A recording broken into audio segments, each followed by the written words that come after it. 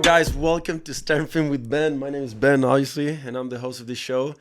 Guys, I'm really excited because I have a really good friend, special guest, and we're going to have a blast talking about really important stuff for you guys so you guys can get better in life. I got Bill, the Schuffenhauer, in the house. How you doing, brother? Dude, you know what's funny about that? He's like one of the only people who can actually pronounce my last name. Because I'm German. That's why I can say right, it. Exactly. So awesome. No, I'm doing so good, man. I've got absolutely zero complaints in life. You know me as well as anyone else does, and I'm just living this lifestyle, 100% by design, right? Yeah. No excuses. So life is good, and businesses are good, and getting ready to get married here in the next 23 days, 22 days. You're not counting. No, I'm not counting. I'm excited for it to like get here and like let's do this and like we've committed and you know let's do the rest of the commitment and celebrate it with everyone else. So we're both excited. Well, let me give you a little bit of an intro for you guys so you guys can get to know Bill. 3 times Olympian, silver medalist. Managing partner in 2 tech global companies. 3. Three? My bad. Yeah. Public speaker, amazing athlete. When you were younger, you were top 5 in the world or in the nation as a decathlon athlete. Yeah, I was at one point ranked number 1 in the world. Really? Mm-hmm. Okay. And what else am I missing? CEO of a nonprofit just recently. Coaching. Yeah. Well, what are you not involved in? Oh my gosh! You know what? Do you cook? Does he cook? I can cook, but so you guys saw him looking off screen. So my fiance is sitting over here too. But you know, I'm in such a fortunate position. My fiance is absolutely amazing. Like all the things that I have an opportunity to do are also supported from her. That's awesome. And it's great to have a partner that supports like my vision, dreams, and goals. Yeah. But I also do my very best to include her in as much stuff as I can too. So I do know how to cook, but she like cooks way better than I do. So we're actually gonna talk about that because I think something that because many of our audience are young kids like college age and high school. Like I was once young. Like 70 years ago for sure. Yeah, something like that. Dinosaur ages. So I really want to talk about it and get your perspective on that, and so you can give some advice to these young kids because they're all being heartbroken and everything. But, bro, let's talk about your story. Before your story, let's talk about how we met because people can get to know you and everything.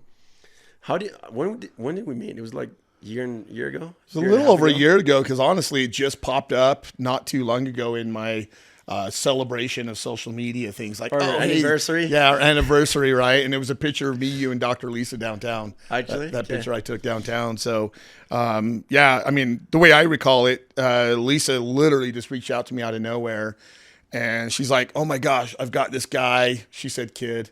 I got this kid.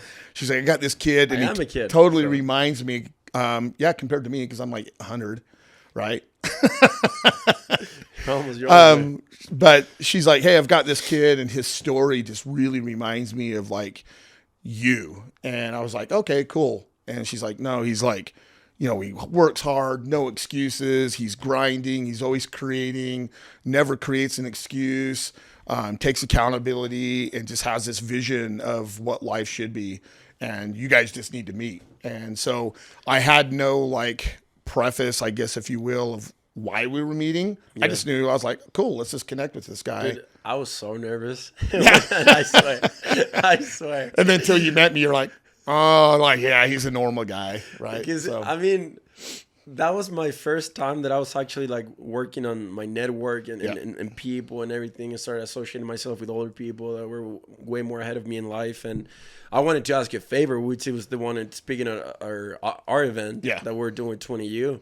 But dude, I remember I was talking to Lisa, and she was like, "Dude, you gotta dress nice. You gotta do this. You gotta like, dude." I had like memorized everything. That's why I was so nervous. Yeah. Like she would be like really organized in how the conversation was gonna go and like the dinner and everything. And for me, I'm a flexible dude. You know, I'm like always like not improvising, but like natural.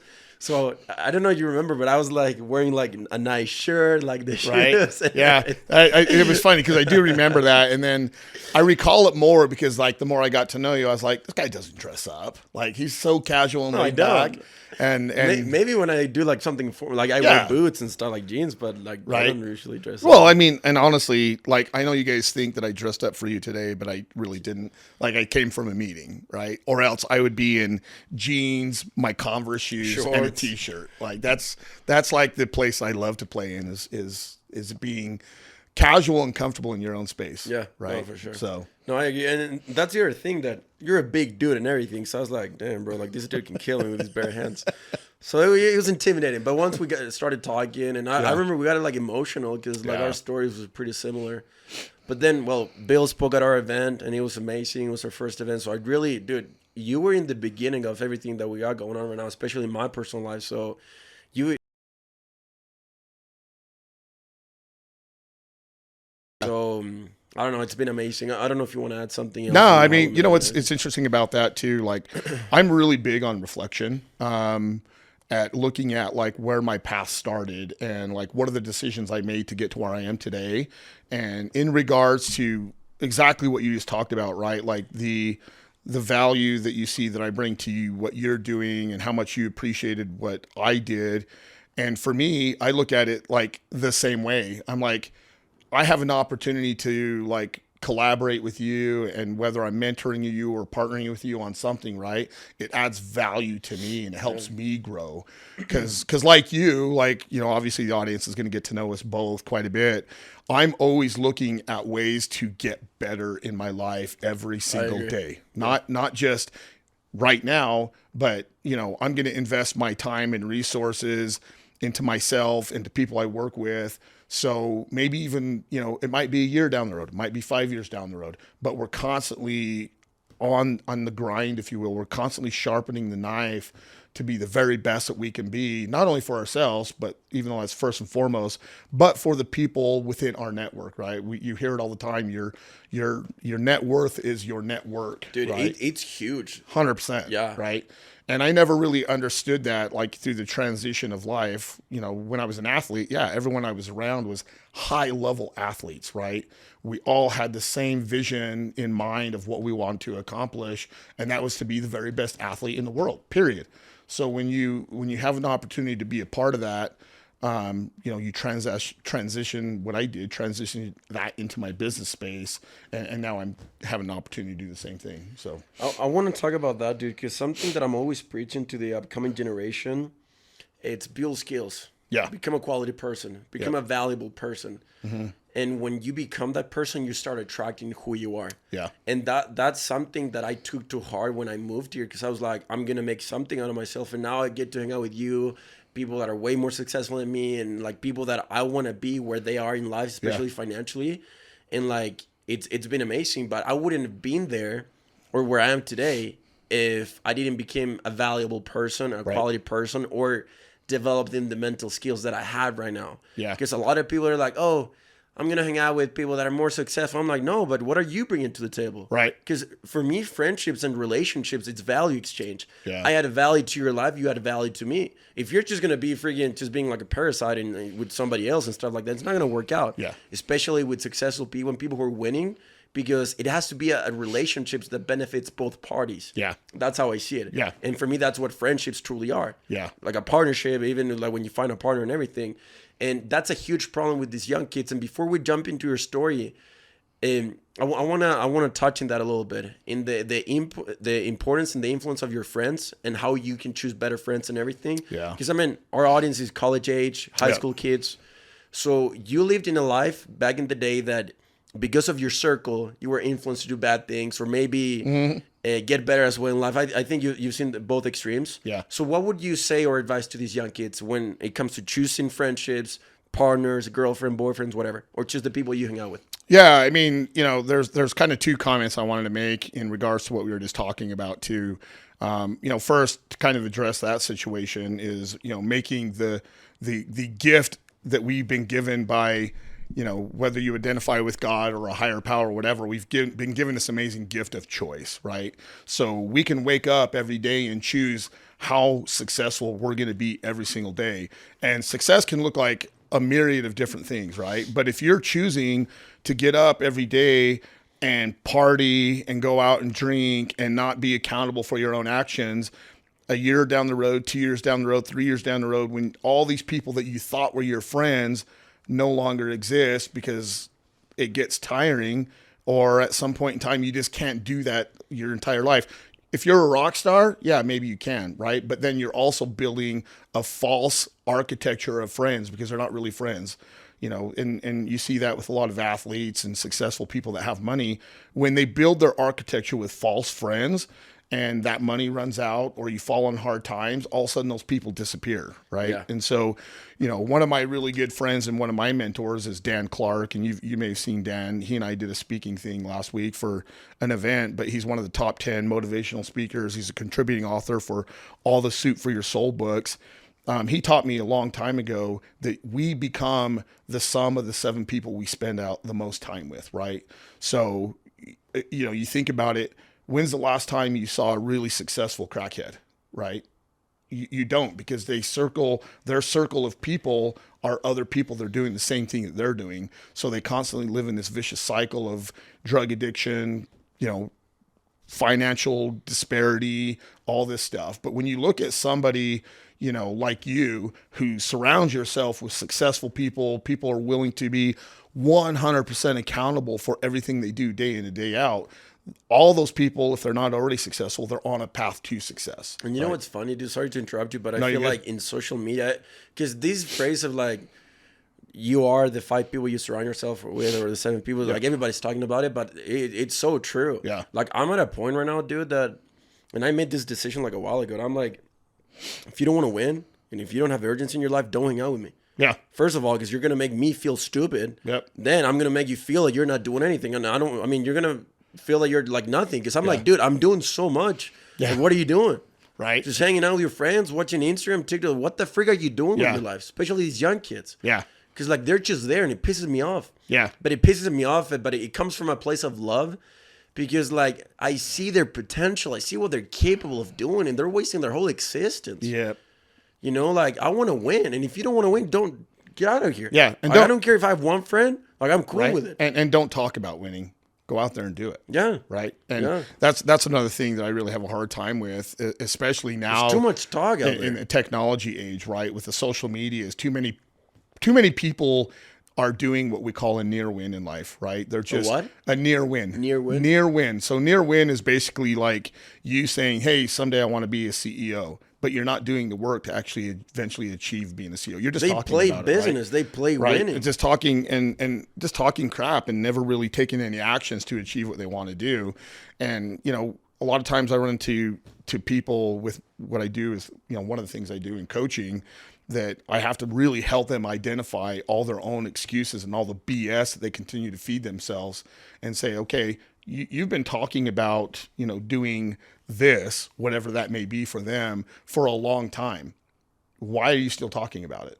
Like, when's the last time you actually took some action or reached out to somebody who's done it before to like move that needle forward, right?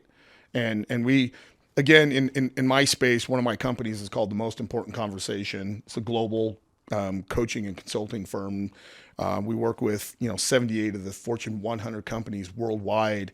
And one of the things that we live by is, are you a consumer or are you a creator? Yeah, right. That's a big one, Are you especially for these young kids. Yeah. Are you literally just sitting back consuming life, or are you out there creating? Now, with that said, there's nothing wrong with being a consumer if you're consuming that information and those experiences. If it's adding value to you. To then turn around and create something, right? But if you're just sitting back and consuming stuff all the time, a good example, I don't know how many of you seen it out there, kids who just sit there and watch video games, right? And I'm like, if you're going to sit around and just watch video games, why are you not turning around, to take that information that you're consuming to then play the video game and be the very best at being a video gamer or whatever that may be. Why do you think is that though? Because like you're way, you have more experience than a 15, 16-year-old kid, but I feel like our generation is way different than you guys' generation. And before we jump into your story, because I really want to highlight, because like your story and just who you are helps me to be like, you know what, there's people that have it harder than me. I'm full of crap. But why do you think these upcoming generation, they're like that? They're complaining about life, the no mental skills. Why?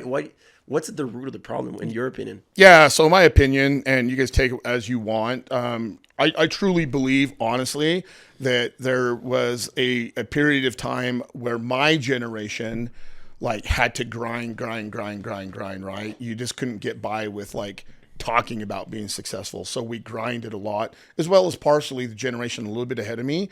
But then we decided that we didn't want like our kids to have to like grind as hard as we did. So we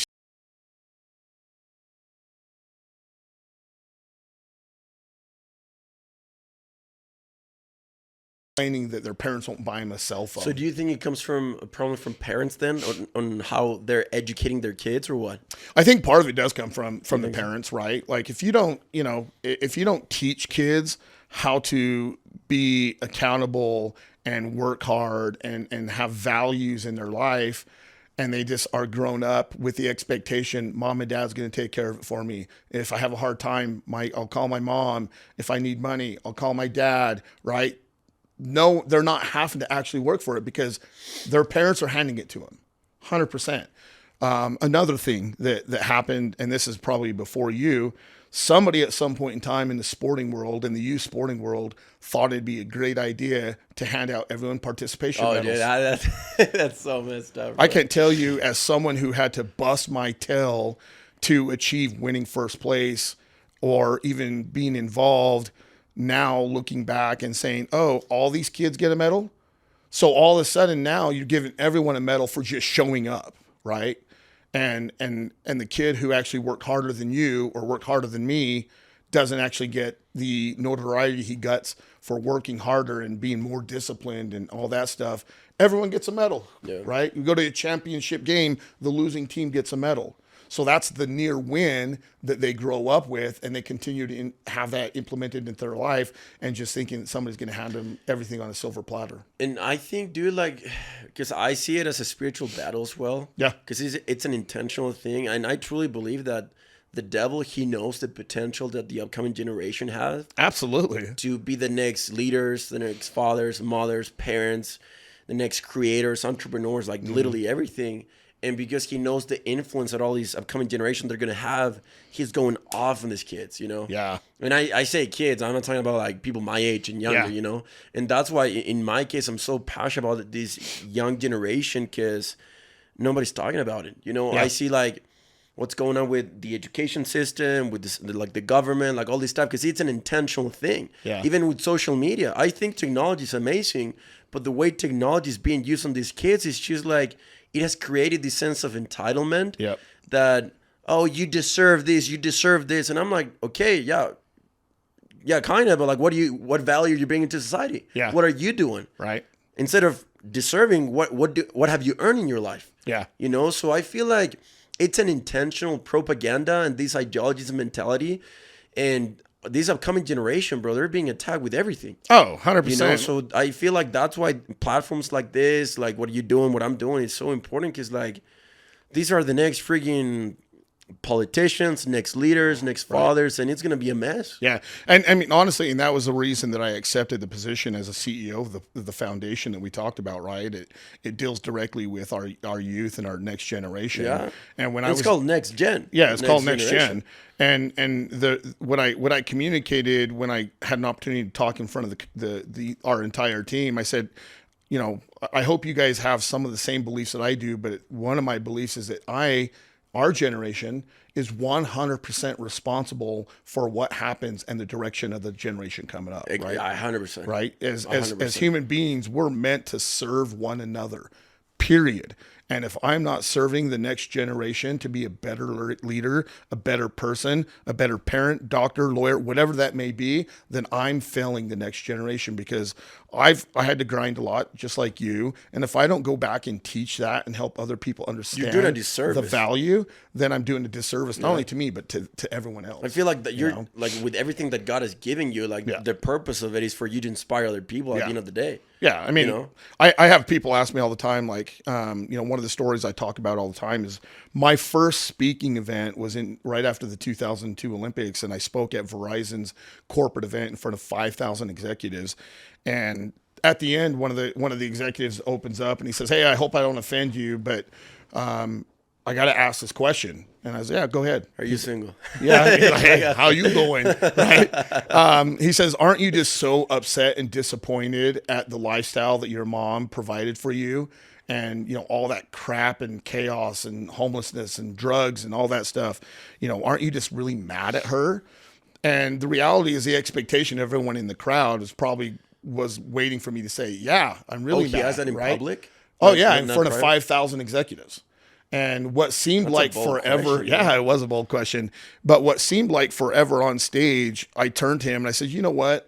If it wasn't for the lifestyle that my mom put me through, I wouldn't be the man I am today." That's funny. Right. And so it's that level of accountability and staying away from the victim mentality where everything is everyone else's fault. And, "Oh, I didn't do that. Well, it was my teacher, or it was my mom, or it was my friend," or whatever. Right. No, we take 100% accountability for where we're at and where we're going to go. And even taking 100% accountability for stuff that happened in the past, because if we do that, then we can actually recognize, okay, how do I get better? Yeah. Right.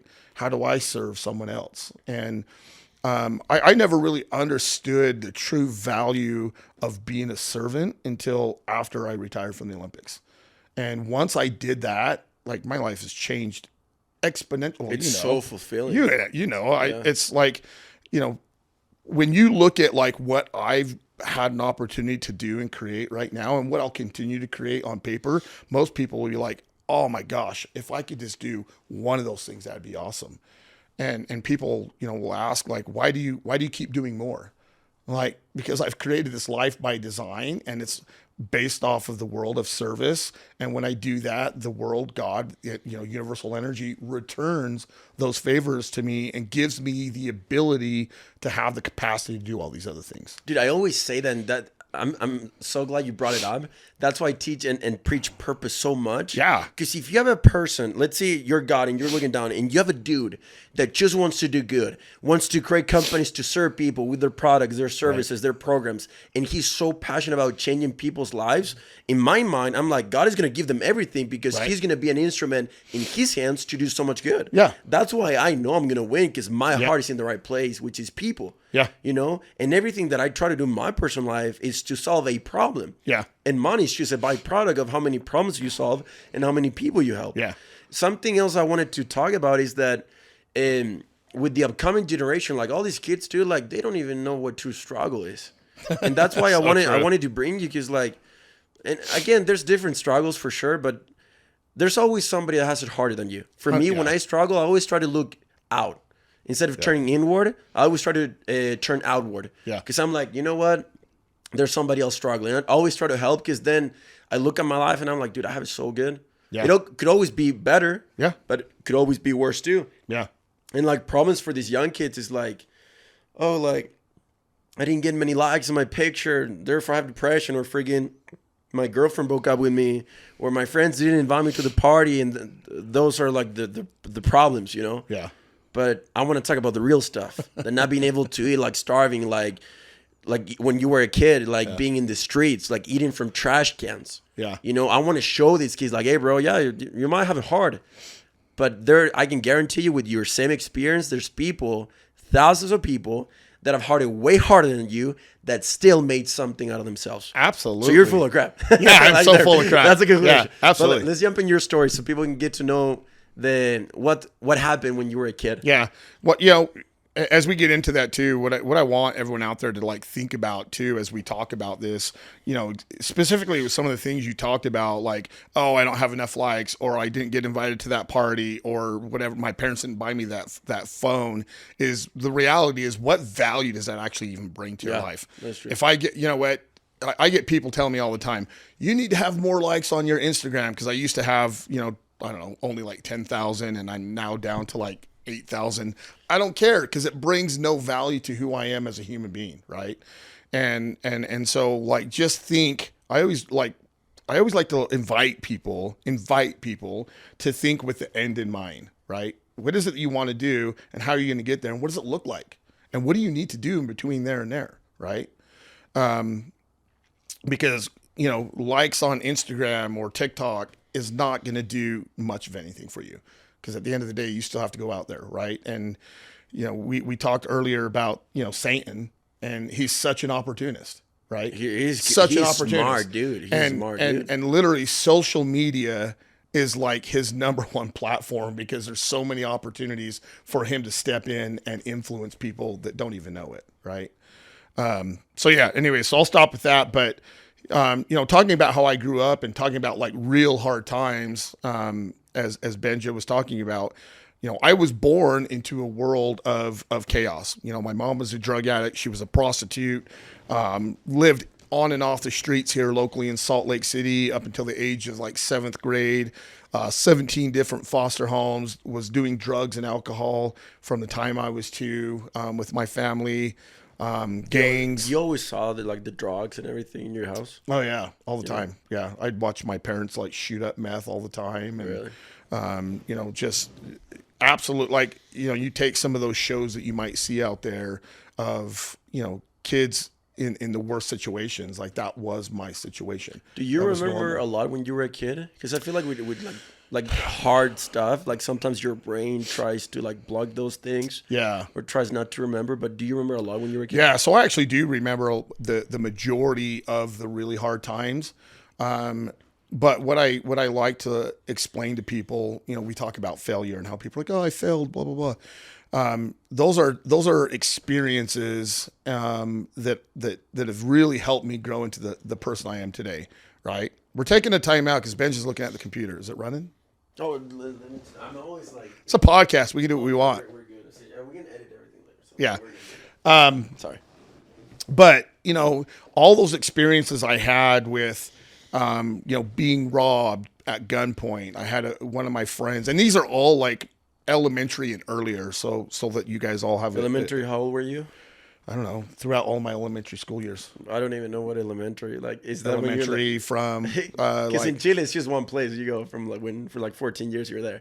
Oh, so I'm talking like 6 years, like anywhere from 6 to 12 years old down. Oh yeah, gotcha. Younger, right? But I, you know, one of my buddies, they got robbed, and he got his leg shot off with a shotgun. Really? My mom's been robbed. I've been robbed. I've done drive-bys with my parents. You know, God, I've seen abuse. I've seen I've seen a lot of stuff that I would wish no one would ever have to see. But I chose at a young age to utilize those as tools, for me to grow. But why? Like, who taught you that though? You know what? I was fortunate. I just figured it out on my own. Right. But dude, because like statistically, you should have been dead by now. Yeah, 100%. You should have been in jail right now. You shouldn't even be like sitting down here, not even wearing the clothes you're wearing. Right. Well, I borrowed these before I came on the show. But like, why are you like why? You know what? The catalyst for that is when I had an opportunity. My mom had gotten in trouble again, and she was going to go back to prison. And no dad in the house, right? It was a stepdad. So I've never known my real dad. As of recently, we found him, but he was never in our life. Really? Or in my life. Your biological dad? Yeah. Mm-hmm. So since the day you were born, it's just your mom and your stepdad? Yeah. Yep. Okay. Yeah. So my mom had got in trouble. She was being taken away again, and the state came in and was like, "Hey, you're going to your 18th foster home, or we're going to reach out to your grandma and see if she'd be willing to take you in." So, fortunately, my grandma was willing to take me in. I moved from Salt Lake, where a lot of my chaos was happening, up to a place called Roy, Utah. Roy? Roy, yeah. Is that north or south? Up north. Up north, okay. And at the time, there were like no kids of color. There was no crime up there. But you're white. What are you talking about? Yeah, right. So I moved up there in my 7th grade year, and just I stuck out like a sore thumb. Raggedy clothes, big afro. Because I've seen. I think I you've saw you. you've seen pictures, right? Yeah. And that was my first introduction to seeing kids that looked happy all the time, that were involved with sports, involved with, student body. They just the energy. Was there a lot of like church influence as well in Roy? Not early on, a little bit, but not a whole lot. I didn't get baptized until I was 19. Okay. Because I feel like that's kind of shocking. Like if you come from that world, like that reality of like drugs, getting all this stuff, and then you're like, oh yeah, we're gonna go to church, and God, I'm like, what? Yeah, what is right. It, But when I had an opportunity to see something different, I was like, man, I want to know what it looks like, and I want to know what it feels like to be like that kid, and not have to wear the same shoes and clothes every day to school, to have food on the table, to all these different things, and that really reminded me of like the lifestyle I didn't want. Right. And that lifestyle was the lifestyle my mom was providing. So it came from self-awareness. It didn't come from like you talking to somebody and they're like, yeah, it was just like the inside Bill being like, hey bro, like we can do better. Yeah. As a 7th grader, I recall having a conversation with myself that one day I was going to, it's inevitable. You have to grow up.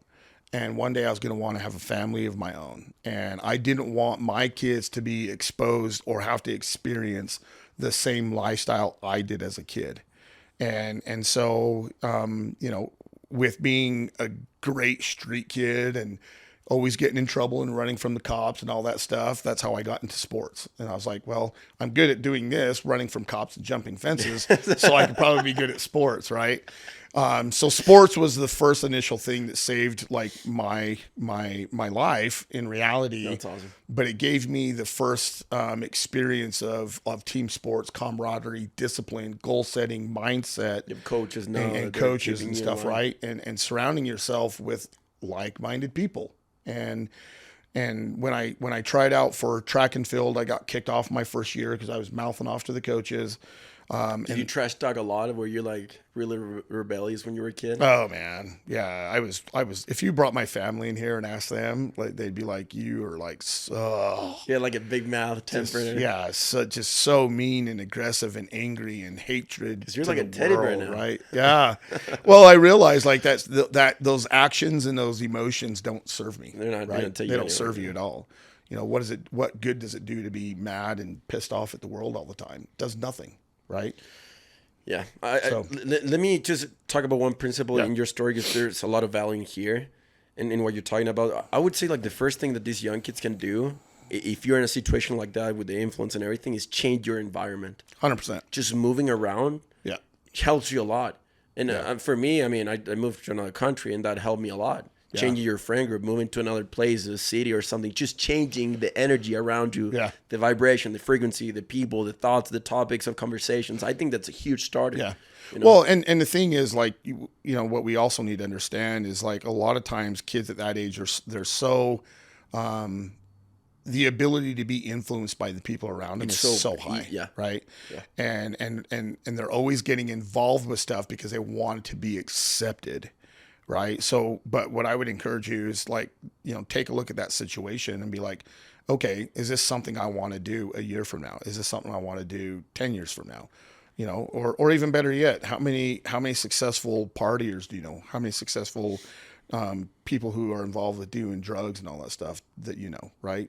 And it's probably a very small number, right? So how long can you hang out with the kids who skip school and they're out partying and doing all these things? Like, how does that apply to the real world? And how do you plan on doing that for the next 80 years of your life? Dude, I think self-awareness, especially when you're young, it's a huge thing. Because I remember when I was younger, I'm always like, dude, my friends are drinking.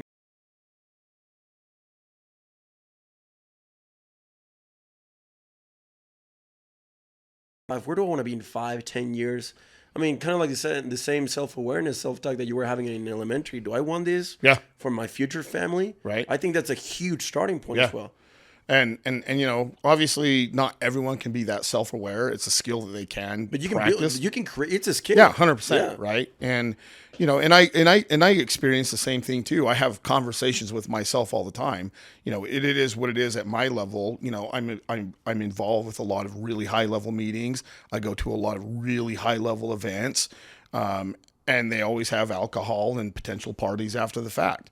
I realized that, you know, all that stuff, I used to drink. I realized that doesn't serve me at all. Does it feel good? Is it fun sometimes? Yeah, absolutely. But it also created a lot of chaos in my life. And, you know, for what I wanted to achieve in my own global success, there's just no way that was going to play a role in my life. And so we just, you know, myself and my fiance, we just cut that out completely of our lives. But you guys don't drink anymore? No, not at all. No. That's awesome. Yeah. So that's awesome. Not even like a cup of wine or anything? Nothing. That's great. Yeah. So we both decided early on in our relationship that we want to be able to create so much in our own lives so that we could eventually turn around and be of service to others and help them with their stuff. And you know, when you look at it, that's huge, especially you guys' age, because like the people right? running, and we just like, you know what, it doesn't serve our overall purpose of what we want to do in life. And so we just decided to cut it out. And it's been, I can't even, you know, people talk about 5X, 10X, 100X of their life and their business. It's very safe to say we super X'd our lives and our ability to do all the things that we want. That's awesome, you know, dude. If you even ask Kirsten, you know, is there anything that you can't achieve in life? And I can tell, I'll answer for her. She'd say no, right? Because we're extremely clear on what we want to do. And, you know, in one of my companies, TMIC, one of the other ones again, too, you know, we always talk about, you know, are you emotionally sober or are you emotionally drunk, right? And if you're emotionally sober, you're clear. Like, think about somebody who drinks and drives, right? Yeah. They're doing it because they're emotionally drunk, physically drunk also, and they go out and make a lot of really bad decisions, and then you have to, you know, deal with the consequences. But if you're emotionally sober in life and you're crystal clear, then you can go along the path and create and do everything and anything you want in life. I have 2 questions for you. The first one, was that a decision that started from you or it came from her? Honestly, it came from me, but she was just in agreement. And again, me being, I just want to talk about the influence that a partner can have in people, 100%, especially for men, because I feel like 100%. Guys don't understand. Well, girls don't understand the power that they have over like men. It could be really good or really bad. So it's like I want to. I mean, I was not even planning to talk about this, but now that we're talking about it, because I think for these young kids, like you have to choose a good partner.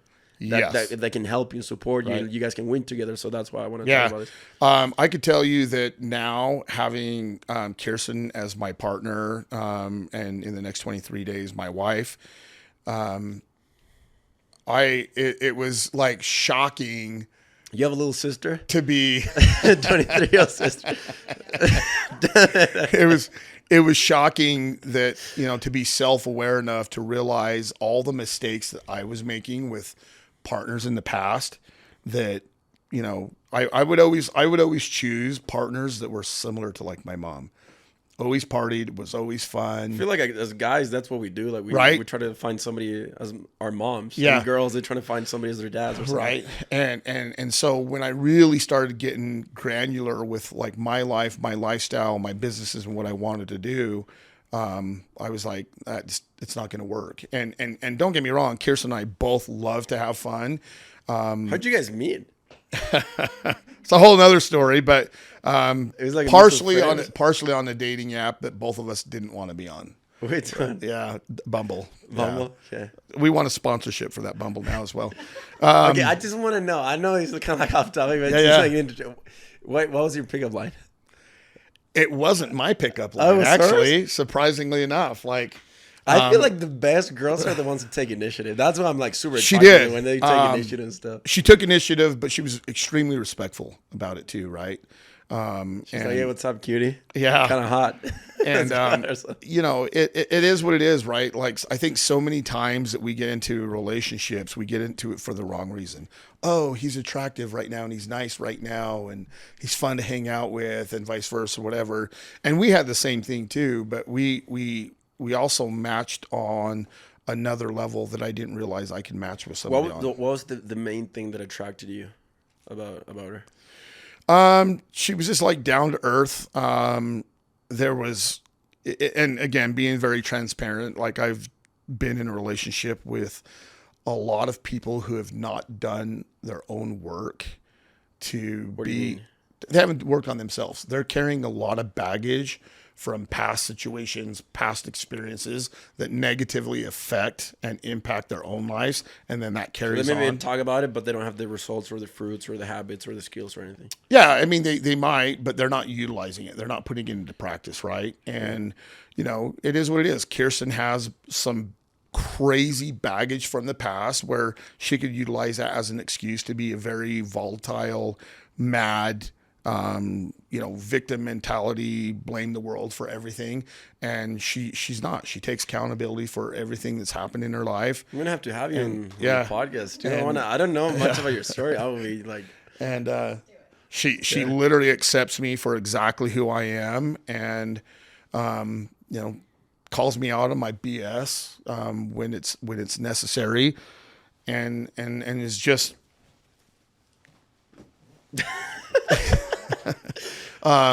And just, you know, I feel like we have a really good communication style.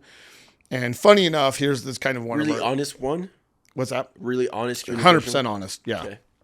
And I think one of the other things that I think it's funny, we joke about this, that she and I are both the first cancers, like zodiac sign cancers. Do you guys believe in that? Yeah, I think there's some truth to that. I always ask. I mean, I don't believe like 100%, but there's some truth for sure. There's absolutely. I think for sure.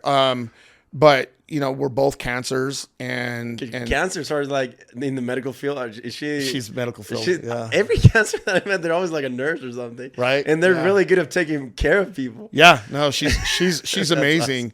Awesome. And so, funny enough, we always joke that like we are so similar in so many ways. Like we have a few things that we're off here and there, but not nothing that's like negatively impacts the relationship. But we're so similar in so many ways that like if she does something or says something that initially I find irritating, I've created a practice, and this is a practice in everybody's life. You should always think about this, is taking a 15-second time out and processing that situation.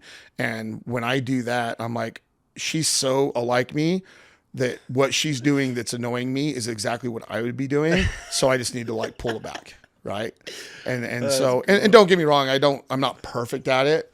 But it's a great practice in any relationship to, you know, take a time out. If something happens in a situation that somebody bothers you, is be responsive as opposed to reactive. And it gives you a moment to really process that, right? Because if you're reacting to situations, nothing's ever going to get accomplished. I feel like when it comes to like relationships, I always like when I'm in a relationship with a girl or something, I'm like, dude, I want to disagree with you. I want to learn how to fight. I mean, not like fight. Yeah. I want to learn how to communicate. We're different. We're going to have disagreements, and I want to learn how to handle those things with you. Like, I love confrontation.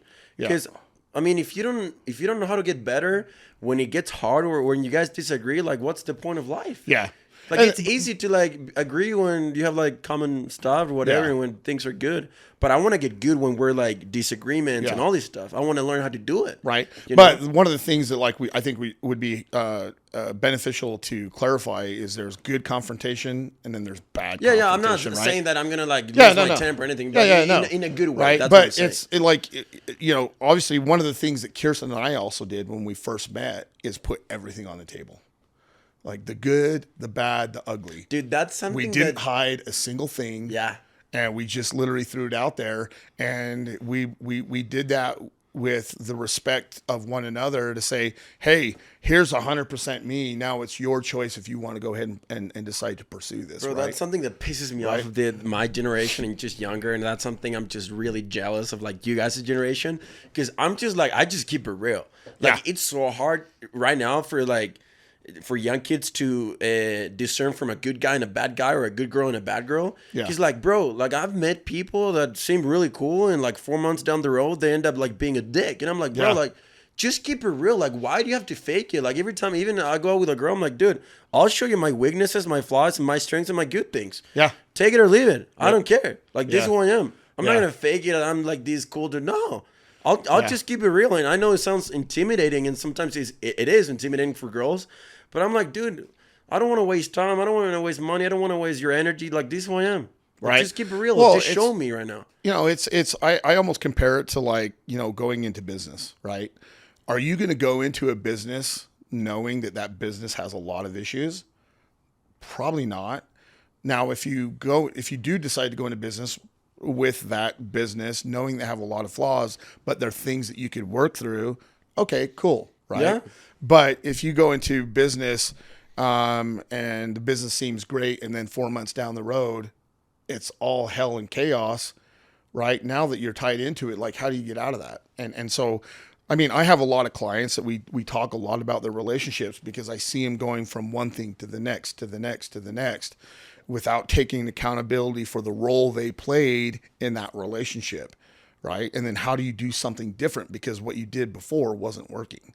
So how do you look in the mirror, take accountability for the role you played in that relationship, and do something better the next time, right? Rather than, oh, that relationship didn't work, so we're going to break up. I'm going to talk a lot of smack about him or her, and then I'm going to jump into another relationship with no work being done, right? Without making that girl or that guy put in the effort to prove themselves, right? What's the hurry of accelerating a relationship, right? Without work. It's a recipe for disaster. I agree. Right? But I don't know. I think it's just like annoying, because like everybody's like hiding their flaws, or like they pretend they're like this. And I don't know if it's because like a church culture or like something like that. Everybody wants to pretend that they're doing. I'm like, bro, just keep it real. I'm used to that. If you're a dig 100%, and everybody knows. Right. You're not hiding it. And that if you're a good guy or a good girl, everybody knows that, and you're like that 24/7. But it's just annoying. Yeah. Like, especially, I don't know about your generation. I feel like it's more like the young kids. And no, it is like, would you agree? We've dealt with that growing up too, right? You guys think it's both? Yeah, 100%. But, you know, that's why, like, you know, when, you know, we had a conversation with a gal that she worked with the other day, and she was complaining about her boss and her job and all this stuff. And I said, hey, let's take a time out. I said, I want to first encourage you, or invite you, to stop putting time and energy in complaining about this situation.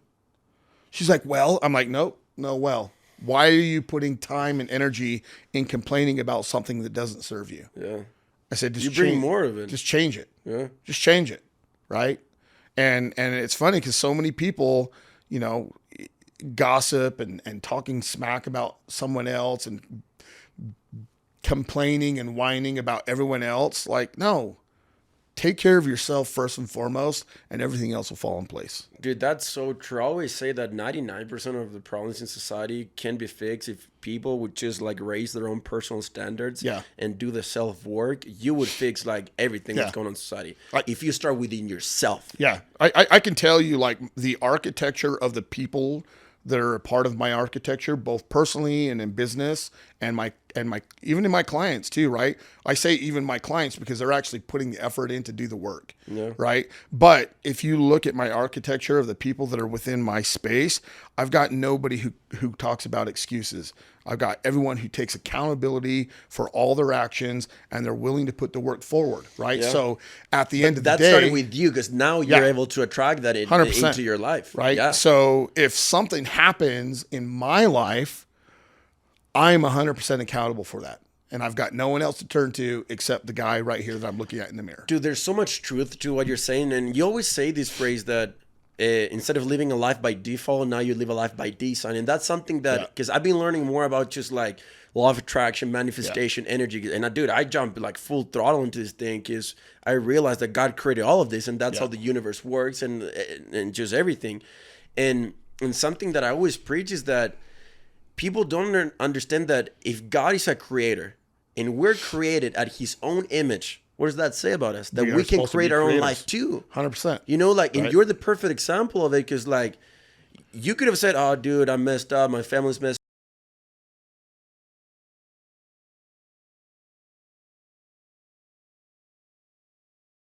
up. And I want to jump into your story just so people can get to know you more and everything, when you were an athlete and everything. But I got to pee. I got to go to the bathroom. All right, we're taking time out. Let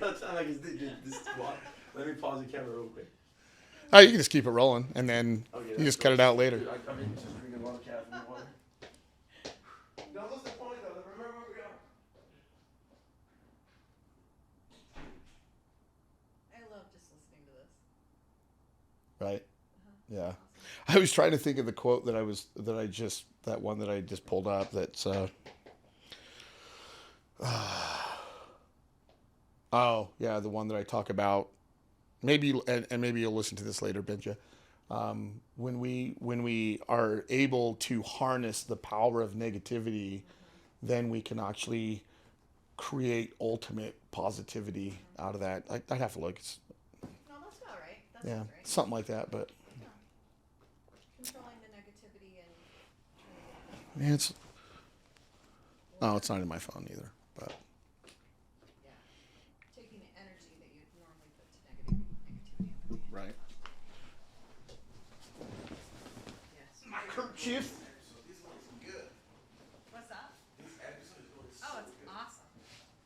It's so awesome. It was funny because we were going to talk about like other stuff, but then I love when he flows and it's just natural. Well, that's why I told you. I was like, dude, whatever direction you decide to go, we can just go with it. I mean, that's like, honestly, that's like one of the greatest benefits. I don't even know if that's what you call it, of my life experiences is I have the opportunity and ability to Talk about everything. play in a lot of spaces, and Yeah. that's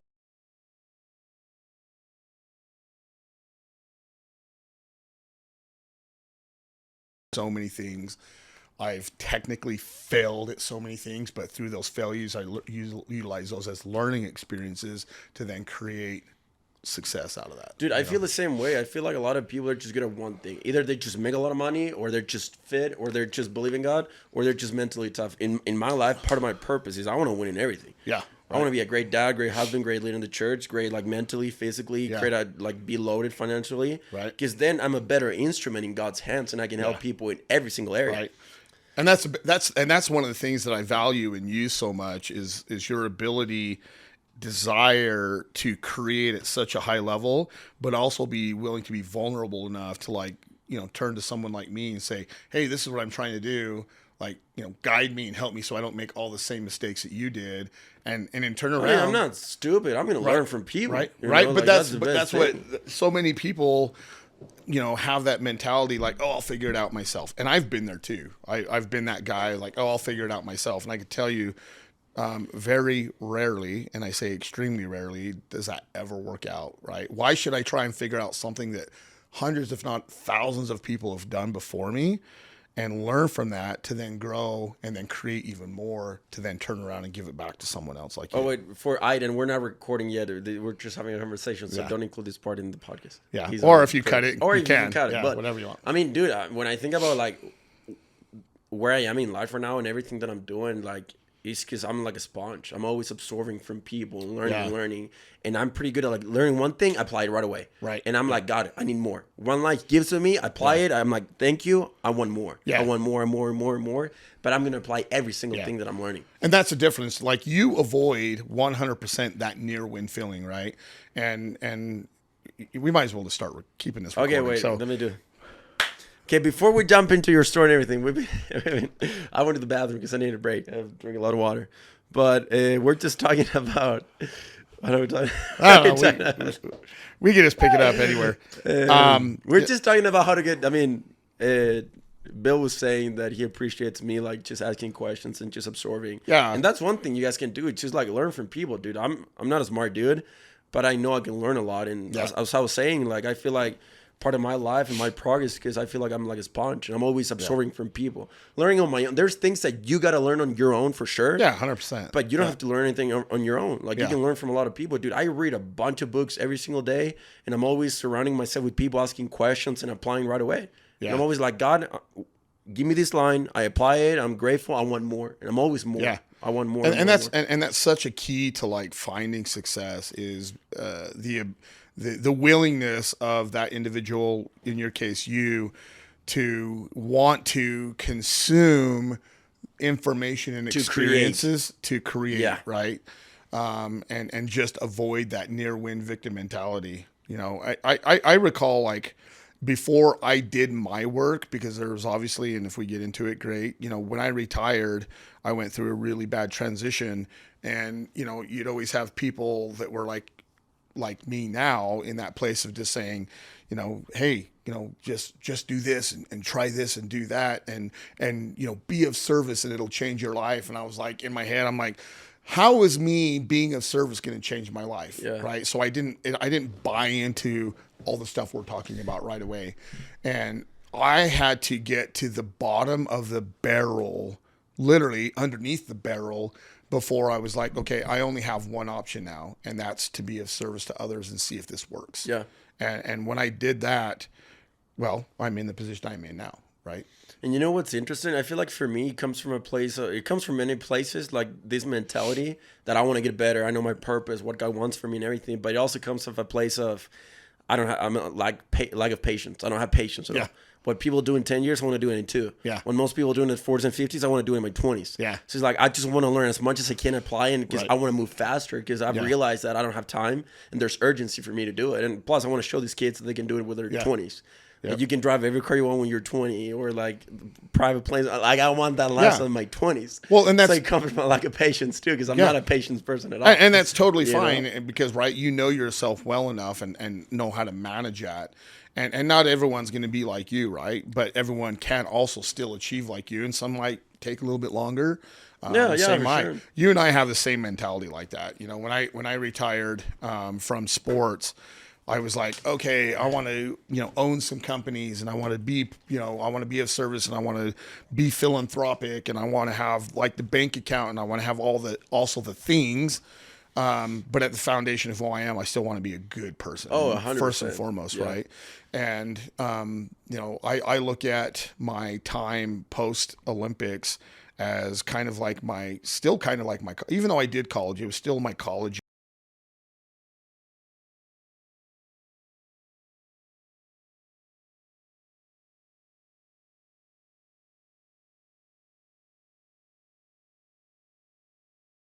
Out. I was literally like you. I started figuring out my stuff in 2018, and we're now in 2023, and I've got 6 global companies that I'm a partner in, right? So in a short time, I was able to create a lot, and I'm going to continue to create a lot because I can, and I've been given the gifts to be able to do so. People don't understand, and this is something that pisses me off, that these things like just you guys know, he's pissed off a lot. A lot of my drives comes because I perform way better when I'm angry, actually. Right? Like, dude, it comes from like my negative fuel. But a lot of things that people don't understand, that winning, building the skills is something that you earn every single day. Yeah. You don't do one thing and then you're at the top of the world. Like, for example, you did the life. You came out of like everything when you were a child and everything, all that environment, all the hell that you went through. Went to the Olympics 3 times, silver medalist. I'm pretty sure, because we've talked about this before, that you were like, oh, dude, I'm going to retire. I'm on top of the world. But then you're like, life is like, nah, bro, you're going to earn it. Yeah. What are you going to do? I'm not going to give you anything. Yeah. So people don't understand that, like, winning, the skills, the discipline, these things earned every single freaking day. Yeah. It's not something that you just grab and it's for you forever. Yeah. And that's why I'm so passionate about teaching these young kids on what it takes to win, that even at the level that you were before, like athletic wise, it was not just like given to you and like, oh, welcome to heaven. You're going to have all the abundance and success because you did that 3 times. No, You got to right? still earn it every single day. You Yeah. still have to show up. You still have to work. You still have to be disciplined. You still have to do everything that you're doing right now. Does that make sense? Yeah, no, it makes, 100% sense. I have this conversation with my clients all the time that, it's and kind of going back to this so I can also draw the picture for them is that, this generation of the coaching space, right? It is what it is. We've got coaches who coach everything and that, random people, everyone's a coach nowadays, right? And, Bro, it's so annoying. They make their business like they Right. coach people on how to coach others when they haven't built anything. Yeah, in they their haven't own even life. built their own Yeah, life, it's right? And retarded. so although there's a lot of good stuff that's happened with the coaching space, like we also want to talk about the negative stuff, and that is, the new coaching space has drawn this picture and this idea in society's mind that you could achieve everything with like one coaching session with a coach. Right. Oh, I can go to a seminar over the weekend and it's going to 10x my business. It's like 5 steps and you're gonna be a multimillionaire. Such bullshit. Yeah. And I apologize No, if, whatever, just say but it, bro. That's the the reality best way is to say it's 100% bullshit. No one anywhere can 10x your business and or your life except you. Period. I don't care how good of a coach you have, whatever it is, it doesn't matter unless you do it, right? 100%. And so, I always tell people, I'm like, okay, you do know that I went to 3 Olympics and I won the first Olympic medal for USA in 46 years. I'm like, how did I accomplish that? And they're like, oh man, a lot of hard work, and you had to practice, and you had to like change your ways, and you had to do all these things to eventually get to that space. I'm like, well, why didn't I just go to like a one bobsled camp and then find myself at the Olympics the next day? Oh, that's impossible. Like you have to like practice and you got to train and you've got to do all these things. I'm like, exactly. So why do you think you can go to one motivational seminar and it changes your life? Like a good 90% of everyone that goes to these motivational seminars, they do it because it's the near win, right? Oh, I went to Tony Robbins and now I'm successful, And dude, that's even a right? problem because they're consuming, reading all the books, going to all the Right. events. But like the people that are actually making it in life is because they're really good at executing the information. 100%. You know enough. Yeah. You know enough. You've heard me say this quote, and this quote was literally created because of that. And the quote is, dreams are only dreams until we take the actions to ignite them. So what actions are you willing to take today to change your tomorrow? Yeah. Because without action, you're achieving nothing. And you're just Information still in the same vicious cycle of creating absolutely nothing. without applying the information is useless. Yeah. Right. So I have a question for you. That just come to my mind actually. Are you an extremist? I used to be. That's why you and I connected, because there's so many I similarities. love extremists, bro. I Like, love people that have that are extreme. The hard part for me now is, for those of you who don't know, I'm now 50. My You're body, like 28 or 30 years old. Bro. my body just cannot do some of the things. I mean, Kirsten knows. When we first met and we'd go to the gym together, I would walk in the gym, but I would see these weights, and in my head, I've done it thousands and thousands and thousands of time. I'll see, 600 pounds and be like, oh, I could just walk up there and do that. No problem. No warm up. And that's led now in my older age to some not really great experiences. But you weren't extremist before. Absolutely. Because I always tell these kids, I'm like, bro, Yeah, in your 20s, whatever, don't have balance. Yeah. Have balance later down the road. I wanted to try and push the levels of my abilities to the max day in and day out. Because again, if you remember, I was a kid who was never supposed to accomplish and achieve anything. I was told I would be dead by the age of 16. People told you And that. so, and so now I'm constantly like pushing that envelope. And for me now, it's not so much physical. It's more in the space of being one of the best coaches in the world, being one of the business partners in the world. You're more effective with how you take the action. Yeah. And trying to see, how do I be the best husband and father and brother and uncle in the world. And again, because all those things now fall in my number one focus of life, which is, again, being of service to others. And when you do that and you have your pillars of focus in life and you focus on them, you take action on them, you practice them day in and day out, there's absolutely nothing you can't create in life, and there's nothing you can't have in life, right? If people had an opportunity to look at me as that young homeless little kid, and I would have turned around and said, oh, you know what, when I'm 50, I'm going to, be a part of multiple billion-dollar companies, and I'm going to consult and coach the highest level executives around the world, and my clients are going to be Fortune 100 and Fortune 500, they'd be like, no, you can't do that. Right. And so now I just utilize my experiences and my education and my knowledge, which I'm constantly sharpening that tool to continue to create and create and create, so that I can eventually turn around and be of service to other people too and help them. Do you think you were an extremist before when you were younger? Because like you had that chip on your shoulder, you saw all that you were like your childhood and everything. You were like, I got to get out of this one. I don't have a choice. Like I got to push to the extreme because life.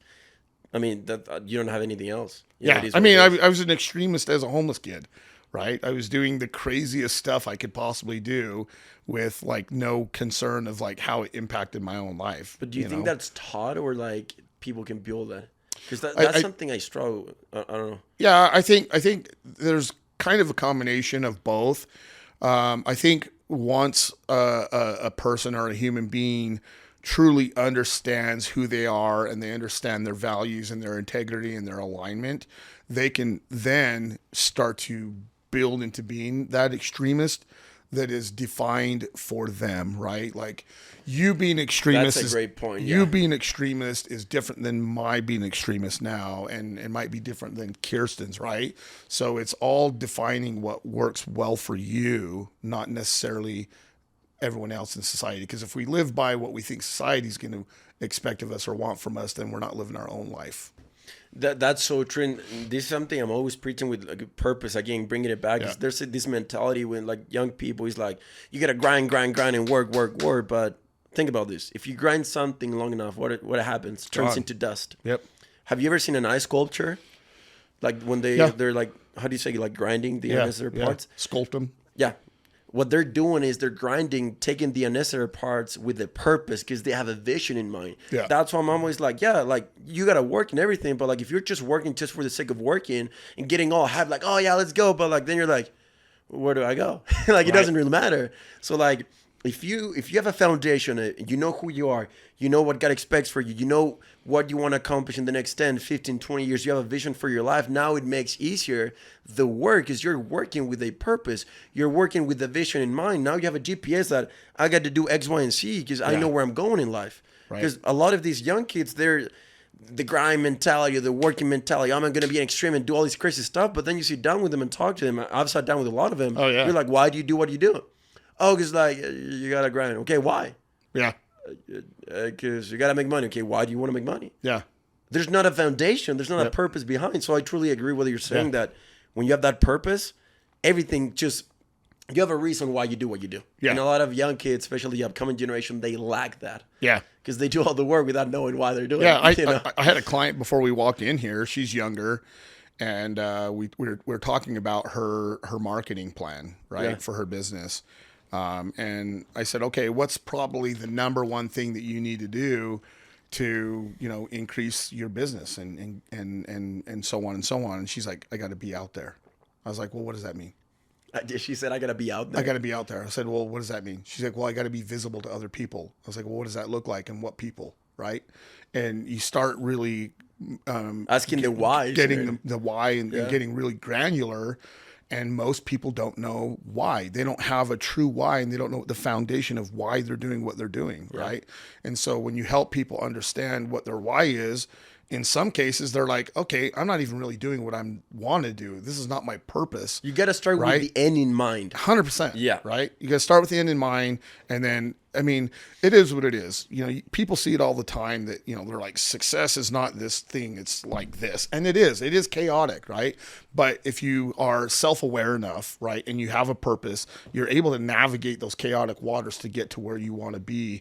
And then you bring along the people, or you connect with the people that need to be a part of that architecture for you to find that success you want to find, right? And you know what's funny? We're talking about simple stuff. We're talking about like working. We're talking about like knowing your why. Yeah. we're not talking about like, oh, the secret of what it. Nah, bro. Like freaking all these kids. There's they no want, secrets. They want the formula, like the 5 easy steps to winning. The like, do 10 things and you're gonna be a multi-million. No, bro. No. There's no secrets. There's not a formula. No. There's no like secret club that you gotta belong. It's literally doing the basic stuff every single day. Yeah. It's doing the same damn thing every single freaking day. Yep. Nobody's it's gonna- executing on the basic stuff. Yeah, nobody's going to do it for you.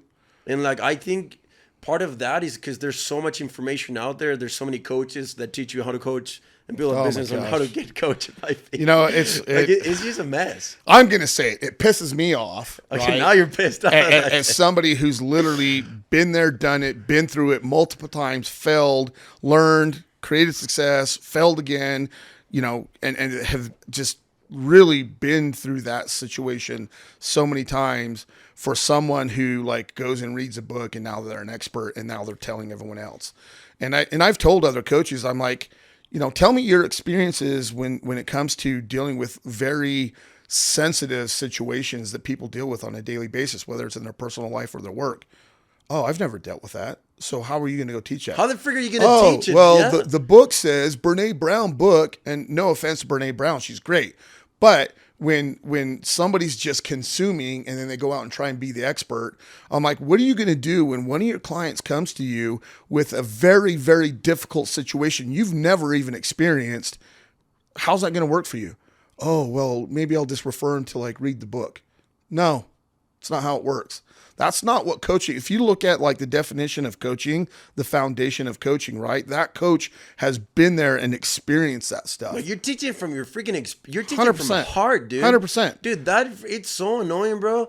Because, dude, talk is cheap. I always tell people, I'm like, you want to get to know me? Look at my freaking results, dude. Right. Look at my freaking habits. Right. Look at my freaking skills. Look at what I've done. Yeah. And yeah, do I talk a lot? 100%. But I'm talking because I can back it up Yeah. with every single thing. Right. I'm not going to talk about something I don't know. Yeah.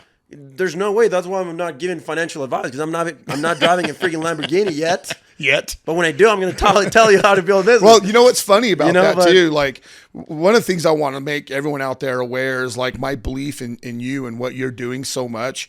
When I called you earlier, when I called you back before this episode, I was like, hey, what are you driving? You're a Lamborghini. And I didn't even shake a stick, dude. I didn't shake a stick because I was like, you You're know like, what? I'm expecting it. The guy grinds hard enough and he associates himself with all the right people that I wouldn't doubt that you rolled up in a Lamborghini. Right? Dude, I've seen it. For me, financially, it's just a matter of time of when it's gonna. Yeah, happen. 100%, right? I've seen it in my mind so many times, and I know the life, dude. I know everything in details of my future 5 years, life, 10 years. It's gonna look like my family, my kids, my financial area, my influence with people. I know how I'm gonna be dressing, how I'm gonna feel, how like the smell. It's everything is so detailed because I Yep. truly believe if you can see it, it's gonna turn to reality. Yeah. Thoughts are things. That's- I'm creating a life by design, and that's Yeah. something you've taught me very well. Yeah. That it's not by default, dude. Right. But going back, dude, it pisses me off because, like, again, talk is so cheap, dude. I Yeah. got people that are like, oh, Ben, like, why are you like, you think you're in a position to talk or say, look at my freaking results, bro. Yeah, right. Do you know any 23-year-old kid that's doing what the hell am I doing? Yeah. Spiritually, mentally, physically, and financially. And I'm not saying to flex or be a cocky. I'm just showing you guys what is possible in your personal Yeah. life. I'm a freaking immigrant, dude. Right. I shouldn't even be here. I should have killed myself when I was freaking 18. Yeah, and that's it's interesting too because even in my space, right, I've got 3 business partners in our technology companies. One, he's a little bit older than me. His family was immigrants from Europe, had absolutely nothing when they came here, Yeah. nothing, right, and created massive amounts of success, and we continue to do so. My other business partner, he's 21, and you know what he does? He doesn't make. Oh, I'll tell you what he doesn't do. He doesn't create or make excuses for anything.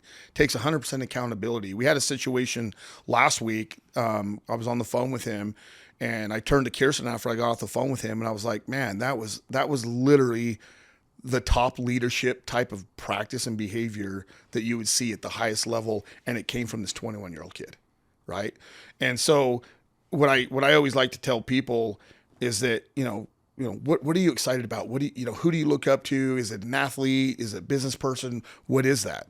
And whenever they tell me, I'm like, okay, do you ever think that within their success of what they've been doing, that part of their self-conversation or their communication is I can't, or I can't do that, or, you know, it's too hard, or, you know, any of the negativity talk, I'm like, no, because we already have it planned out. Just like you said, people ask me all the time, how as a 7th grade kid did you think that you were going to be an Olympian and have a family and find success as a 7th grader? Because it comes within, and I was self-aware enough to know that. And dude, this is, I'm sorry, I'm like angry, but I'm passionate about I this love stuff, when bro. he gets like it turns me on, like my your dark emotion. side comes out. Yeah. But I'm like, it's the same thing with, dude, I get DMs from people like, oh, Ben, how can I be motivated as, bro, motivation, screw you, bro. Motivation is entry level. When people ask me, are you a motivational speaker? No, I'm not. I hate the word motivation with my life. Yeah. Because, bro, if you depend on freaking motivation to do something, you will never do anything. Right. People think they have to believe it, and then they're going to change. I'm like, bro, screw belief. Just behave that way. Yeah. Do you think when I'm like freaking doing like ultra marathons and all this stuff, I believe in it? I'm crying because I want to quit. Right. But because I behave in a certain way and I keep pushing, I break down when I finish because I was like, dude, I wanted to quit so bad. I didn't even believe in myself. I still did it. Yep. People like you, when people are like, oh, dude, how did you get out of that situation? You must be so motivated. Bro, I'm pretty sure the times you wanted to kill yourself, the times you wanted to quit, but you were like, dude, I don't have another choice. I'm just going to do the work, regardless if I believe it or not. That's what it takes to win. Yeah. That's what it takes to freaking overcome stuff. Well, I don't care if you don't believe it. You just got to do it. Well, and quitting is not part of like the business model. It's not part of the life model that I have, right? And you're 100% right. I've been in so many situations where I was like, I don't know if I can do this. But if I don't, you force yourself to freaking do it. I'm gonna be disappointed in myself. So I'm gonna push it. Right. You made a comment earlier where we were talking, and you're talking about like the pain that you're willing to put yourself through and all that stuff. And people ask me all the time, how did you achieve such success in sports? And I said, you know what? When I was training, I always kept my competition in mind, and I always wanted to make sure I was doing more than them. And for me, when the point of pain arose, whether it was running or lifting or whatever it was, I knew that was go time for me. When the pain came in, that was my go time. It wasn't what most people do and be like, oh, it's starting to hurt, so I'm going to pull back and I'm going to stop. Nope, it's go time. People have no tolerance for freaking pain right now, bro. Yeah. It's insane. But that's exactly why those people that are like that will never achieve success. And like even you competition, and I will. dude, like I'm super competitive, and when I compete, when I need to perform, I'm aggressive, dude. Like I'm gonna kill you. I'm gonna eat you for breakfast. That's who I am. Yeah. Like you can't beat me, bro. Yeah. Because like you have no idea the place I'm willing to go to win and to get what I You want. and I would have had a great time either as teammates or competitors back in the but day. even though like society like, oh dude, that's too like bad, or like you gotta be, screw you, bro. Like the world's a competition out there. Yeah, 100%. If you want to win in life, you gotta freaking be aggressive. You gotta go and get what you want. You have to create your I'm the type of person that I don't want what I deserve or stuff like that. I'm gonna go get what I want. Yeah. I don't want to take what the world is gonna give me or what my family's gonna give me. I always tell my mom. I call her today. Yeah. Cause I was Your like, mom's awesome, by the way. dude, I love my mom. She's my freaking superhero. She's one of the reasons why I want to win. I want to win for her. But I call her today. I'm like, Mom, I just want to remind you that I'm the freaking dude in this family that's gonna change the whole freaking family tree. My kids are gonna think differently.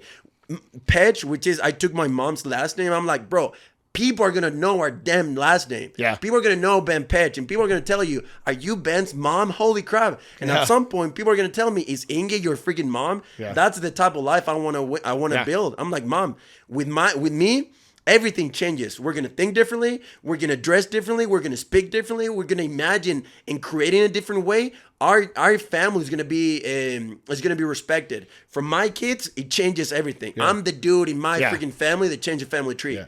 I want to win. Yeah. And that's a mentality I always have, and that's when I perform at high level, I'm extremely focused. And all these kids, they don't want to compete, they want to be nice. But I'm like, dude, if you don't have the mentality, you're gonna get smashed in the face by reality. Yeah. If you don't get a job, you gotta be valuable. There's always competition out there. Yeah. Who gets the prettiest girl? Who gets the job? Who gets the money? It's a competition. Yeah. You know, it's a jungle out there. Yeah. So if you don't develop these mental skills, you're gonna struggle. Yeah. And all these young kids, they don't have that. No, I get. Hey, you're too aggressive for me. I'm out of here now. That is true. No, I love your energy and your compassion, because that's what society right now is so opposite of you. Yeah, 100%. Right? And that's why we're continuing to go down the tube in society, because too many people are just not willing to be aggressive, grind, work hard, take accountability. Because they want to freaking fit in. They want to be like, I'm like, bro, I live a life that either you get two reactions from interacting with me. You either freaking love me and inspires you to be like, dude, I want to hang out with this dude, or you freaking hate on me because I'm going to freaking shove down your throat what you could be doing. Yeah. I don't want no middle ground. Right. And I feel like even with men, dude, think about Jesus. People either hated that dude or loved that dude. I want to lead the same life. Yep. That either you freaking love me or you hate me to death. I don't want no middle thing. Yeah. I don't want to. If you don't like me, dude, guess what? I don't give a crap. I'm going to win either way. It makes it way easier because now you're out of my life and I just want to surround with winners. Myself with winners, but that's it. Yeah. But people don't have the freaking balls to do that. Yeah. People don't stand for anything right now. People are not willing to speak the truth right now. People want to please everybody else, want to be all the likes on Instagram. They want to freaking have everybody to like them. I'm like, bro, have some freaking balls and step up. Right. You see how messed up the world is right now? Oh my God. All these ideologies, the lack of leaders, the lack of role models, the freaking, you go like 12-year-old kids that can change their genders, all these drag queens dancing in front of kids and nobody's saying a damn thing. Yeah. Dude, God is embarrassed of the society and the Yeah. generation that we have right now. Yeah. And I appreciate you guys' generation because you guys are leading by example, but these kids are, I'm ashamed of this, what's going on. Right. But I took the obligation and the purpose of, you know what? With my peers, I'm going to show them what they should be doing Yeah. too. You know, and everything with this show, guys, this is what it is. Yeah. To tell you the truth, to tell you the reality. Because everybody's sugarcoating right now. Your parents are not teaching you this. Right. Oh, you gotta. Oh, it's okay. You got last place. Oh, it's all good. You get a participate. Dude, screw it, participation trophies, bro. You gotta win.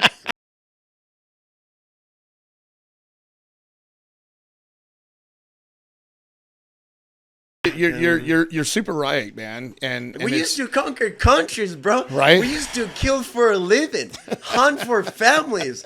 Now these 20-year-olds are freaking like painting their freaking nails, dude. Right. I go to the gym and I look at all these young kids. I'm like, what the hell is going on? Yeah. We used to kill, conquer, and like freaking kill animals with our bare hands. Yeah. And now these kids are wearing like freaking wife beaters and like TikTok and all this BS, and I can like smash. I want to just smash them in the face because I'm like, bro, I want to punch you so you can freaking wake up, you know. But it's just annoying, bro. I don't know how you guys do it. Awesome. I mean, No, I mean, it's, you know why I have a hard time now, like finding a girl and like this is what's in my brain. Benji, like 24/7, he's bro. too aggressive for me. I don't know about Benji. He crazy. Bro, I had a girl that I was going out with, and she's like, you know what, Ben? Like, you're just too passionate. You care too much. You're too this. And in my mind, I'm like, why? How the hell is that a bad thing? Right. Why don't you care? Yeah. Why are not you passionate about all this stuff? And you have the balls to freaking judge somebody like me? People Yeah. like me are the ones that change freaking stuff. Screw you, bro. Like blogger, like you know, I don't want to even talk to you anymore. Did you leave her at the dinner table? No, it was on FaceTime because like we were breaking down. I'm like, bro, screw you. Like, who the hell do you think you are? And you're always smiling, all this. You're too passionate. You're too passionate. You're too much, bro. Well, think about it. Like, if we don't have people in this next generation that are not passionate and they don't care, look at where it's going to lead our society. That's my curse and blessing, Right. bro. I curse too much. It's care constantly so much. going downhill. It is. You know, and you know, one of the things I saw this morning on news, and I'm not going to probably do this justice, but they had World Youth Day. World Youth Day. World Youth Day, and they were meeting the Pope in it was in Spain or something like that. And they talked about a bunch of the kids that literally had to like grind and raise the funds to travel halfway around the world to be next to this super influential human being, the Pope, right? And and it almost brought me tears to see like that young generation willing to like be accountable and be passionate about what they want to do in life, right? Because it is what it is. Like your generation, there's a lot that are struggling, and there are a lot that are creating excuses of why they're not being successful.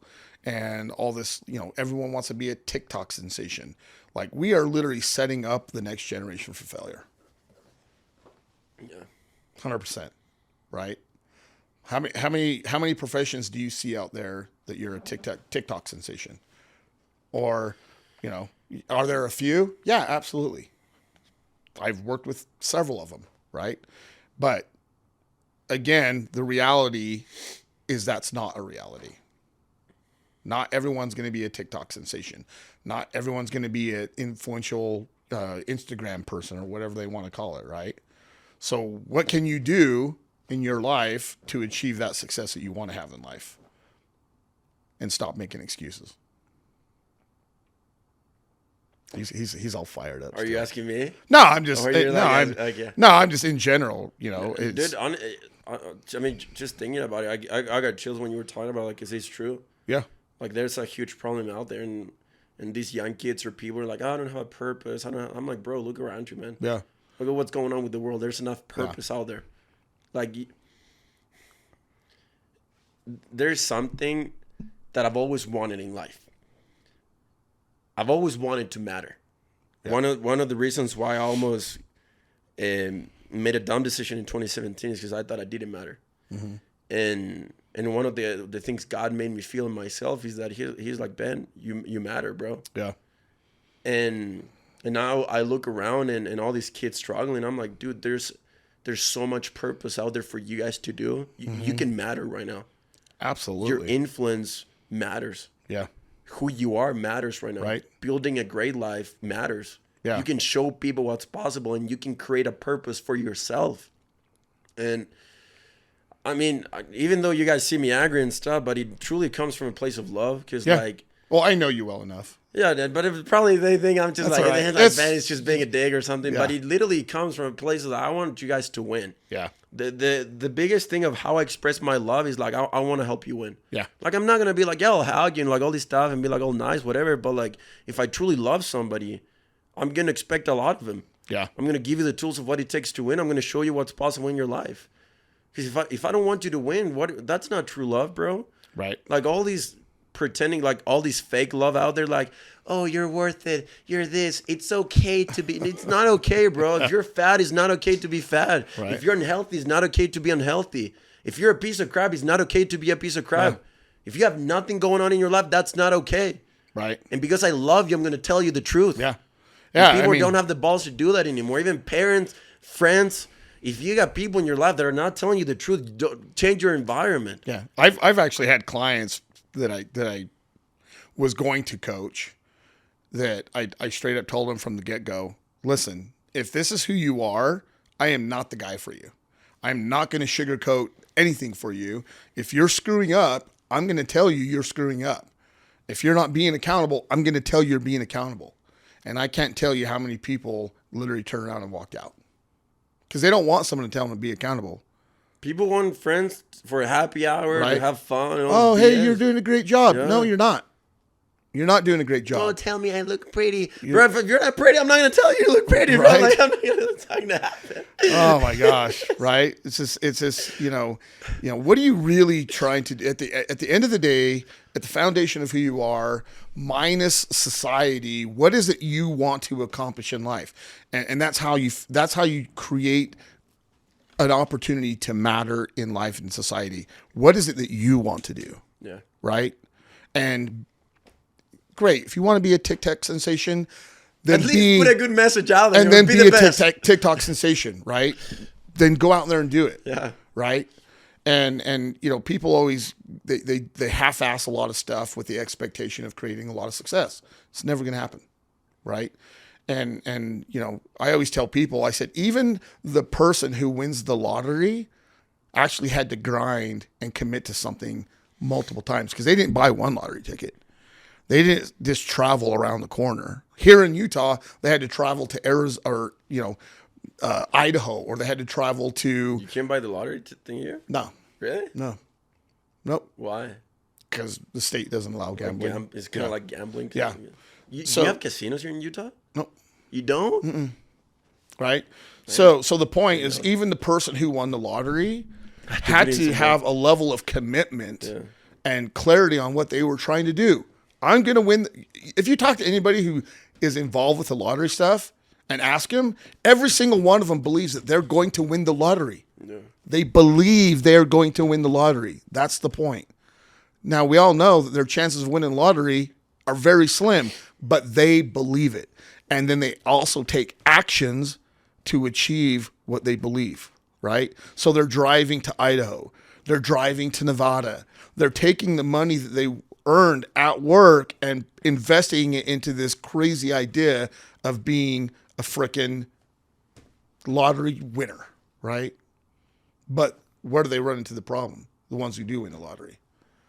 They haven't done the work to actually be able to be in a space to all of a sudden have a lot of money. And that's why they're the ones that lose all the money. Even with like lottery winners, like they go broke after like, I think the statistics after like 3 or 5 years because they spent all the money. Yeah, because they didn't do the work. They didn't develop the skills of what it takes to keep those resources because it was just given. It's the same thing when you take, a kid who grew up in the ghetto his whole life. I mean, think about Utah. Played sports and then went to the NFL and made a whole bunch of money.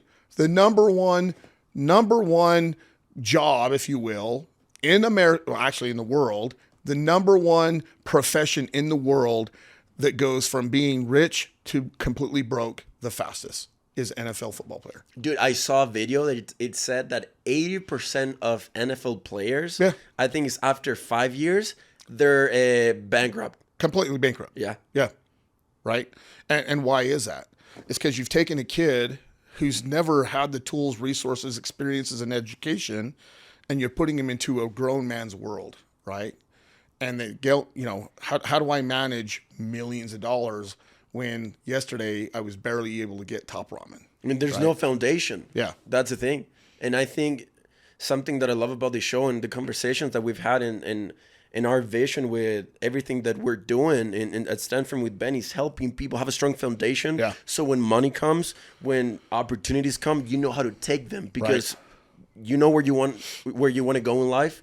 You took the time to develop the skills to manage the resources and to go out and compete and do everything that we've been just discussing. Yeah. So it's like, anybody who has a profession that they're very successful at is again, you just look at the model of how they got there. Yeah. A doctor, right? How many years of school he had to go to? Way more than most people want to go to. But then people complain, well, he's all rich. Well, yeah, because he put the work in, right? He put the work in to be in that space, to be one of the best doctors, to make the 6-7 figures, and you're over there complaining and talking smack about him, not doing anything. So when are you going to put in your work to achieve what you want to do in life? Dude, it's so simple that people don't even want to apply because it's so simple. Again, as I said in the beginning, they want a formula or secret, but there's not a formula, bro. Like no, the formula and the secret is putting in the work. Yeah. That's it. Yeah. There's no magic show. There's no magic book. There's no magic motivational speaker. There's no magic coach. There's none of that. Yeah. The magic is you. Yeah. Period. I've had every opportunity to go down the wrong path because it was the easy path. Being broke and being homeless, getting there, that's easy. You know what's hard? Being a partner in 5 global companies. But it's a hard life. So yeah, at the end of the day, you got to choose your heart. It's like being broke. Yeah, that you just said it. Too. What is your choice? Choose your heart. You want to choose hard where you're just partying and you've got nothing at the end of the day? Or do you want to choose a hard where you actually own something and you can be influential and there's a purpose behind it? And dude, part of why I wanted to bring you again, I feel like the main thing with your knowledge and everything, but it's your example, showing these kids that, dude, there's always somebody that has it harder than them. Yeah. And where you came from, again, you shouldn't be here. Statistically, you shouldn't even be sitting down here. You shouldn't be alive. You should be in jail. You trying to get rid of me? No, I'm just saying.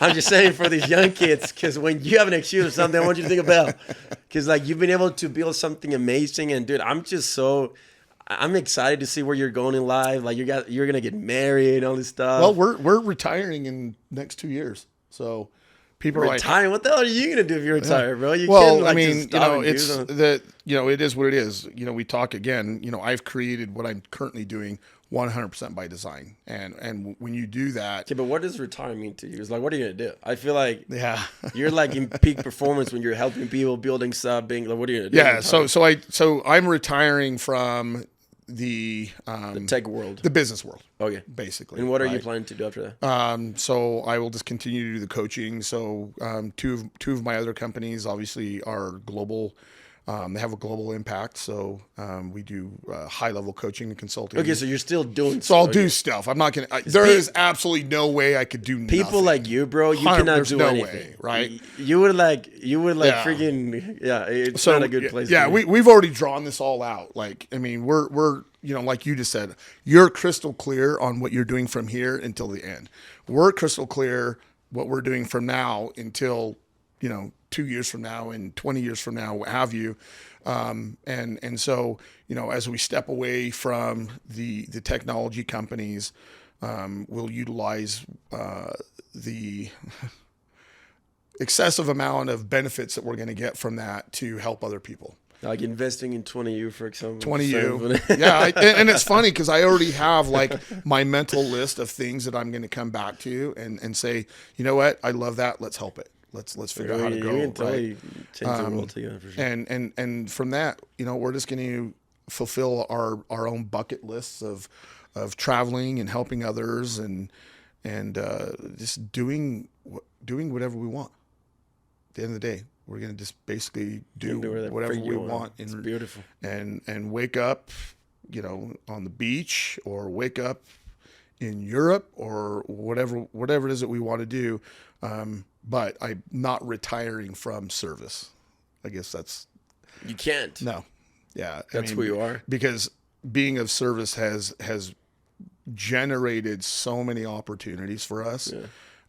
That I want to continue to do that, and then also help teach other people how to be of service and how it can how it can help create success in their own lives and careers. I want to finish with this topic of what you're talking about, because all these young kids, they want to look cool, sound cool, friggin' be cool and everything, but they don't understand that the key to everything is literally just care about somebody else. Yeah. The more you serve, the more everything you get in life. The more you give out, the more God in the universe gives you in return. Yeah. And every single person that has been here in my show, it's so cool because one of the things they have in common is that they're regular dudes. They're just really good at executing and learning and applying and building the mental skills. But the one thing that they have in common is that they love serving and helping people. Yeah. They're the most compassionate dudes ever because they've been in the other side many times. I had this guy, Dallin, he's a really successful, amazing entrepreneur. And we were just talking because even I saw him because 2 months ago, his mom passed away. Mm-hmm. And he's been able to develop this new mentality of bro, you don't have enough time. And now he changed his whole mentality of putting a better message out there to people. And you get even his face, there's more light. Yeah. That's where true fulfillment comes from, by making someone better, either mentally, financially, physically, or freaking spiritually. Yeah. I used to literally worry about how cool I looked. I don't care anymore. Helping people is cool. It's bro. all about that. The coolest thing you could do, again, is be of service to others. And if we want to talk about the universal energy or God and Jesus, that's who we are as humans. We are meant to serve another person. And when Kirsten and I have an opportunity to help someone else, it is paid back 10x. I agree. Minimum 10x. I agree 100%. In life, and I recall the days of wanting to look cool and try and be the cool guy and be the Olympian with the Olympic medal and all that stuff. And that just led down a path of absolute fake world. And when I shed myself of worrying about being when you come to our house, people have the full expectation that I've got medals everywhere and this and that. And in reality, you probably wouldn't even notice the stuff that I do have in the house, because it wasn't something that defined me. It was a tool and a resource for me to continue to achieve. It was your platform good to put your message out there. To be a good human being and to be an example to others, that it doesn't matter who you are, where you came from, what you did or didn't have. If you really truly want to achieve success defined in your own right, you can achieve that 10 times over by being of service to others. And you know why everything else comes when you start serving? Because God created us. Our purpose is related to other people. Yeah. In either creating a product, a service, or program, or whatever, in some sort of way. Yeah. But we're all meant to serve one another, and I truly believe that. Yeah, it's. I mean, I feel like that's the biggest flex. I remember I was talking to somebody a couple of months ago, and he's like, "What's the thing you're most proud of?" And I stopped thinking for a minute. I was like, "People." I feel like that's my biggest evidence. That's my biggest flex, so to speak. Well, that's funny enough. That was one of the questions that I got asked by ESPN after the 2002 Olympics when we won our silver medal. He's John Saraceno's his name. He's like, who do you want to be the most proud of you, right? And he was expecting me to be like this person, this person, this person. And I said, John, you know what? The reality is no one's more proud of me than me. And he's like, what? I said, because I still had to make the choice of getting up every day, going to practice, pushing myself to the max, eating right, being mentally right, listening to my coaches, listening to my parents, listening to my mentors and other coaches. That was still a decision I had to make to go do that. Yeah. No one forced me to get up and go to practice, right? I wasn't going to go to the Olympics by someone else telling me I had to go to practice. I was going to go to the Olympics because I chose to go to practice, and I chose to be disciplined enough to do all the things that I needed to do. And, you know, do I want other people to be proud of me? Yeah, absolutely. But at the end of the day, like, I'm accountable to me, period. Right. And for me to achieve success, I have to be accountable to myself all the time. Now, do I have other things I'm accountable to?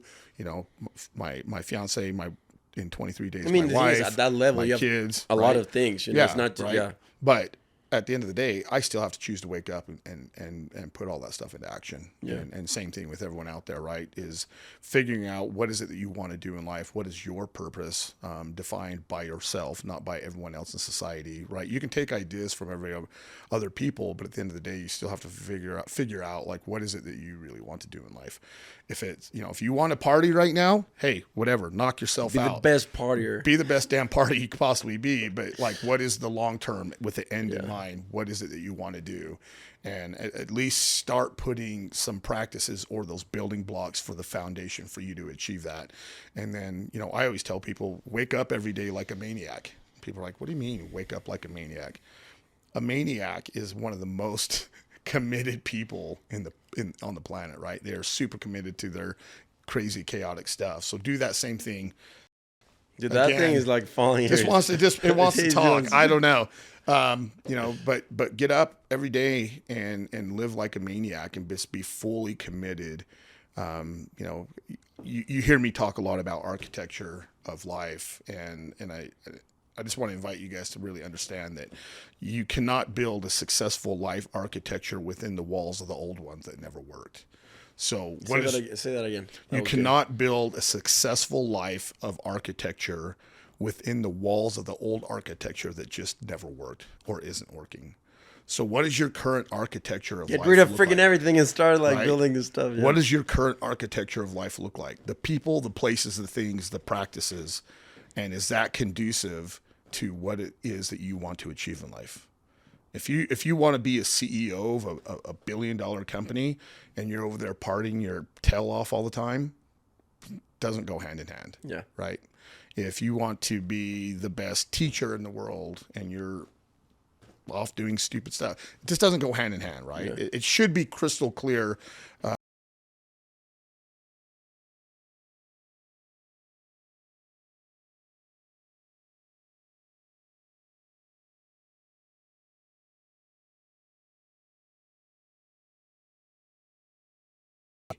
Surround yourself with like highly influential, impactful, positive people and ask for help. We don't have to do this all on our own. Right. I love it, dude. Let's just close it with that. I want to thank you for taking the time to come here today with both of you. And I enjoyed this conversation. It was freaking good. It was funny because, like, as I told you in the beginning, we had like plans, like some other stuff, like talking about athletic stuff, and like your personal life and everything. Yeah.